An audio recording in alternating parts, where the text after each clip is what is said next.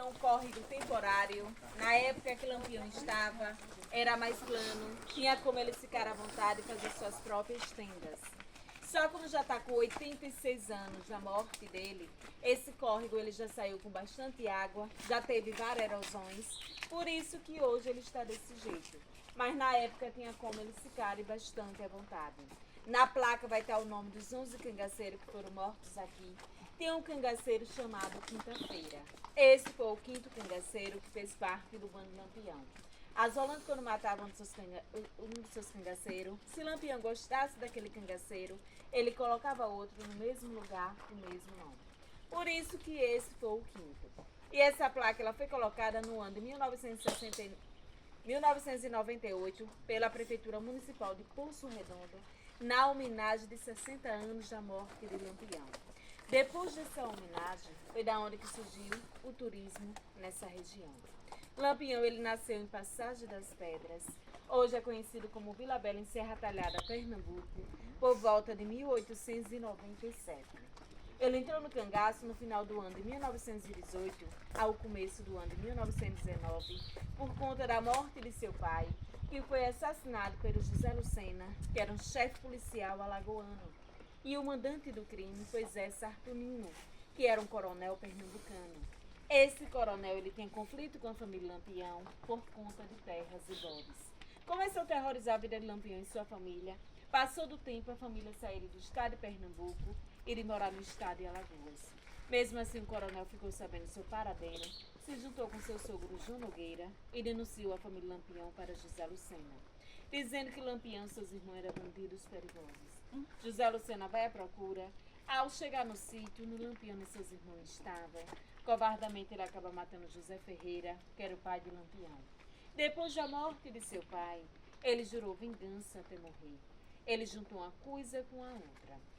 Que naquela época quem mandava eram os coronéis que tinham poder. Eles não podiam fazer nada do que eles queriam. Eles sempre obedeciam às ordens dos coronéis.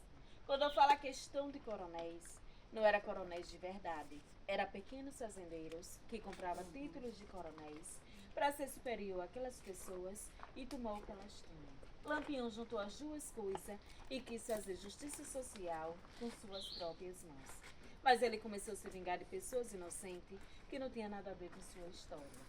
Atacou o estado todo de Pernambuco, Bahia, Alagoas, aqui em Sergipe, Ceará, Rio Grande do Norte e na Paraíba. Só que no Ceará ele não chegou a atacar, que ele tinha em consideração o padre Cícero. O padre Cícero como se fosse o padrinho para Lampião. E ele confiava muito nele.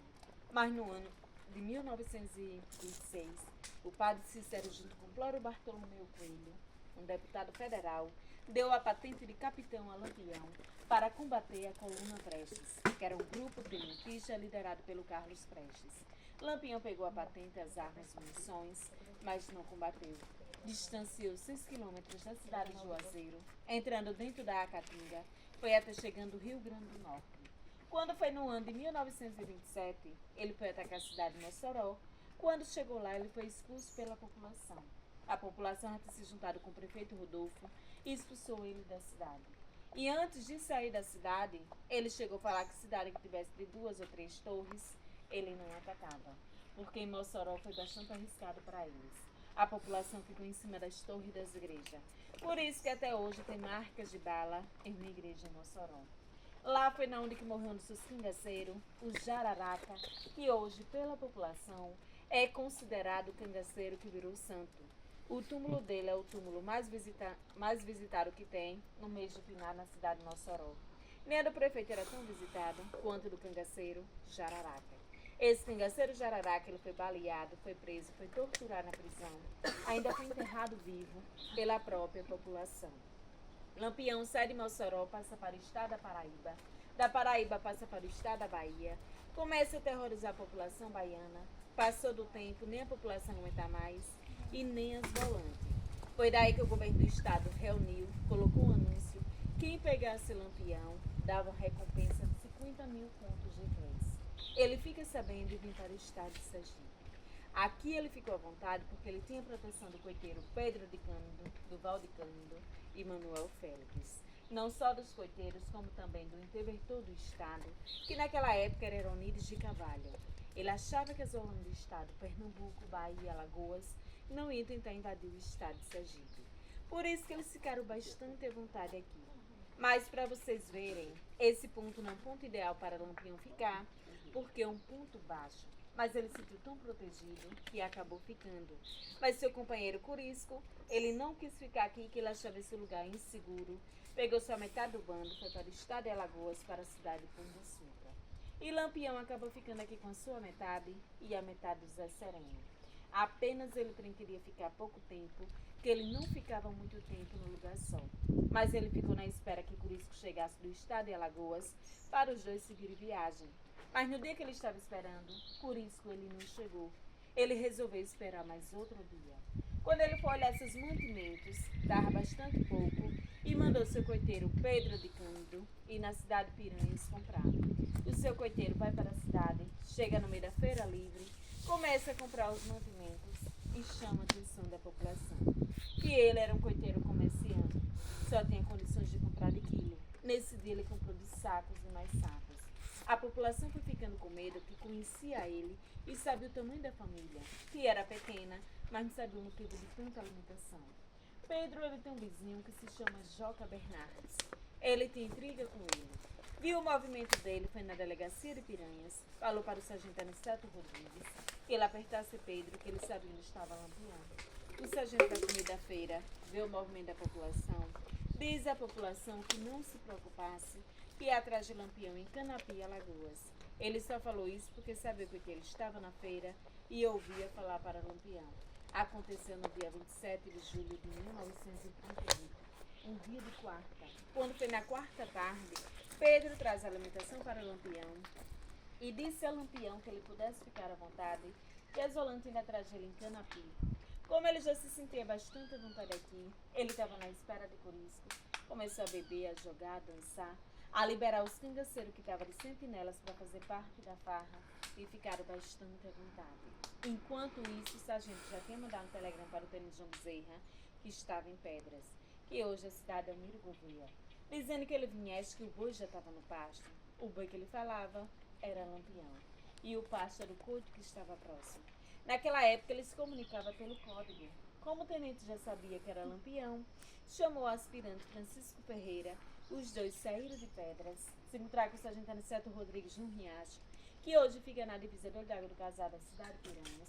Desceram para a cidade de Piranhas, pegaram 3 embarcações pequenas e desceram à margem do Velho Chico. Eles não vinham diretamente para a fazenda Angibas. O coiteiro morava no povoado entre montes, tinha sua fazenda como descanso. As volantes desceram, pararam na fazenda Remanso, que é quase frente aqui em Angicos, e mandou seu policial Elias de Alencar e Bida no povoado pegar Pedro. Os dois vão, pega Pedro, leva para a fazenda Remanso. Daí eles começaram a apertar Pedro, perguntando onde Lampião estava. Ele não respondia, que ele tinha dado sua confiança a Lampião e ao mesmo tempo ele tinha medo. Mas a Zolante começou torturando ele, arrancando suas unhas com punhal. Ele não aguentou mais a tortura e falou que Lampião estava na sua fazenda. A Zolante segue para cá. Ao chegar aqui, topa o irmão mais novo de Pedro, que era do Valde Cândido. Pegaram os dois, fizeram esse mesmo percurso que vocês. Vamos se dizer que vocês fizeram de meia hora. Eles levaram em torno de 4 a 5 horas na quarta-feira, 10 horas da noite. Naquela época não existia trilha, eles que fizeram, e também eles traziam 3 metralhadoras, 2 Royal e 1 Begna. Essas metralhadoras vinham da Primeira Guerra Mundial, que naquela época Getúlio Vargas queria o fim de Lampião. Como eles chegaram no alto das perdidas e se dividiram, como o tenente seguiu em frente, ele trancou essa área. O aspirante com o pé esquerda trancou essa área. O sargento Aniceto Rodrigues com o pé direito, como dizem que ele teve medo e se perdeu. Essa área foi a área que ficou aberta, onde os 24 cangaceiros conseguiram fugir. Só que eles não atacaram o bando de Lampião no mesmo dia. Deixaram o dia amanhecer, que era a época de inverno, fazia bastante frio e muita neblina. Quando foi na quinta-feira, dia 28 de junho de 1938, 5h15 da manhã, Lampião sai da sua tenda, manda seu cangaceiro amoroso no posto Tamanduá, que fica a 100 metros da grota, pega um cantil de água. Esse cangaceiro vai nesse posto Tamanduá, ao chegar lá, é recebido com o primeiro tiro. Esse tiro foi dado por um dos policiais do aspirante Francisco Ferreira, que ao ver a chegada do cangaceiro, se assustou e disparou sem querer. O tiro pega de raspão na sua carteira, O cangaceiro consegue fugir, mas não tem como vir avisar Lampião. Mas Lampião ele escuta o movimento.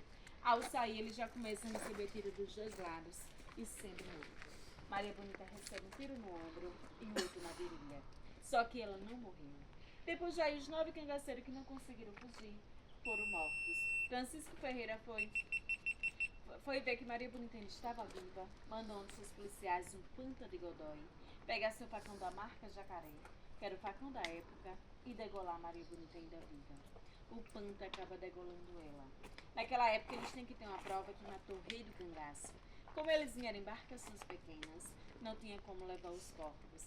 Já que a cabeça de Maria Bonita estava degolada, degolou a de Lampião dos 9 cangaceiros, colocaram dentro de lata de querosene com cal e levaram para a cidade de Piranhas, colocaram exposto na escadaria do Palácio Dom Pedro II, que hoje é a atual Prefeitura de Piranhas, e mostrou à população que tinha matado o rei do cangaço. Depois de aí, as cabeças foram sendo expostas no estado todo e Alagoas.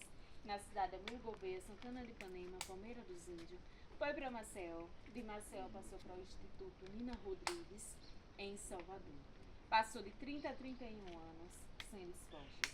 Mas no ano de 1969, os familiares de Lampião entraram com a justiça e conseguiram recuperar as cabeças. Depois que recuperaram as cabeças, foram enterradas no cemitério Quinta dos Lázaro, lá em Salvador. Mas no ano 2002, elas se retiraram de lá e trouxeram aqui para o estado de Sergipe.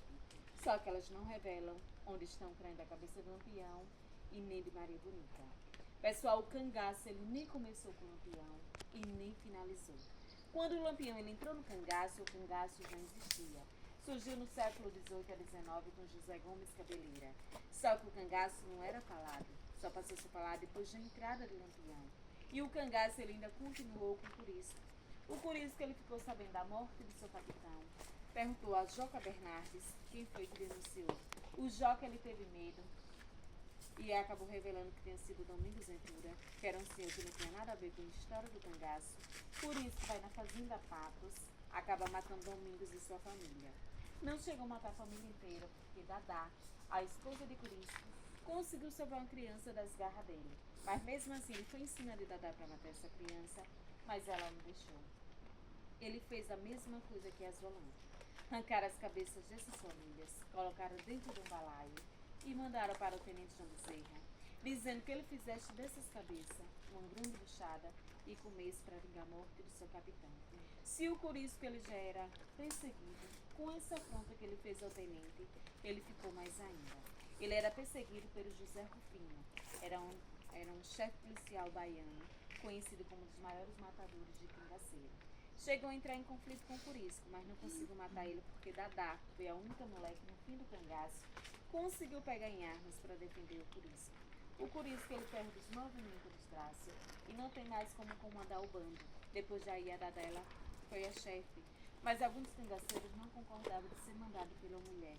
Teve daqueles que saíram do cangaço, mas ela continuou. Quando foi dia 25 de maio de 1940, eles decidem sair desta vida do cangaço, vai para uma fazenda chamada Fazenda Pacheco, que fica em Barra do Mendes, na Bahia. José Rufino fica sabendo, vai à procura, começa o tiroteio. O Curisco ele foi baleado, a Dadá também. Ela perdeu a perna, foi presa e cumpriu com a pena de 6 anos. E ela depois viveu sua vida normal em Salvador e faleceu no ano de 1994.